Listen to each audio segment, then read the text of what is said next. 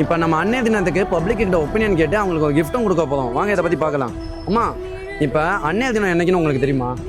தெரியாது சாமி, நாங்கள் அவளுக்காண்டி படிக்கவே கிடையாது, பற்றி எதுவுமே தெரியாதுப்பா, படிக்காதவங்க நாங்கள். அதாவது இந்த மாதம் 14ஆம் தேதி தாம்மா, அதாவது நாளைக்கு தான் அன்னைய தினம். இப்போ அன்னைய தினம் அம்மாக்களுக்காக கொண்டாடுறது அன்னைய தினம், அது தெரியுமில்லம்மா? இப்போ ஒரு அம்மாவா உங்கள் நிலைமையை சொல்லுங்கம்மா. என் நிலமை நான் ரொம்ப கஷ்டப்பட்டுட்டு இருக்கேன்ப்பா. ஏம்மா, அம்மாவா உங்கள் பிள்ளைகளை பாசமாக வளர்த்துருப்பீங்கல்ல? நல்லா வளர்த்தோம், பிள்ளைகளை வந்து உயிருக்கு நல்லா வளர்த்தோம்.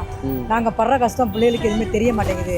போதைக்கு அடிமையாக இருக்குங்க, சிகரெட் குடிக்க, தண்ணி அடிக்க, தாயோட கஷ்டம் தெரிய மாட்டேங்குது. நம்ம பழனி ரோட்டில் விவேகானந்தில் மே மாதம் 17ஆம் தேதி, அதாவது இந்த மாதம் 17ஆம் தேதி ஒரு அன்னைய தினத்துக்காக ஒரு விழா நடத்துகிறாங்க. ஃபங்க்ஷனுக்கு கண்டிப்பாக வாங்க. சாயந்தரம் 6 மணிக்கு அந்த ஃபங்க்ஷன் நடக்க போதுமா. உங்கள் சார்பாக ஒரு கிஃப்ட் மட்டும் உங்களுக்கு.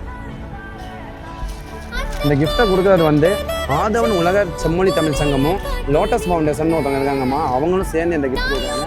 அன்னைய தினத்துக்காக உங்களுக்கு ஓகே. இது மட்டும் இல்லாமல் அங்கே வாழவங்களுக்கு ஆளுகளை செலக்ட் பண்ணி வெள்ளிக்காயின் கிஃப்ட் கொடுக்குறாங்க. அதை ஒரு குலுக்கல் முறையில் ஒரு 10 பேர்த்த செலக்ட் பண்ணுறாங்கம்மா. ஆக்சுவலாக நான் அம்மா கஷ்டப்பட்டு வளர்த்து பசங்க பார்ப்பாங்க, அதை தான் நான் எதிர்பார்த்து வந்தேன். ஆனால் இதெல்லாம் நான் எதிர்பார்க்காத ஒரு பதிலாக இருக்குது.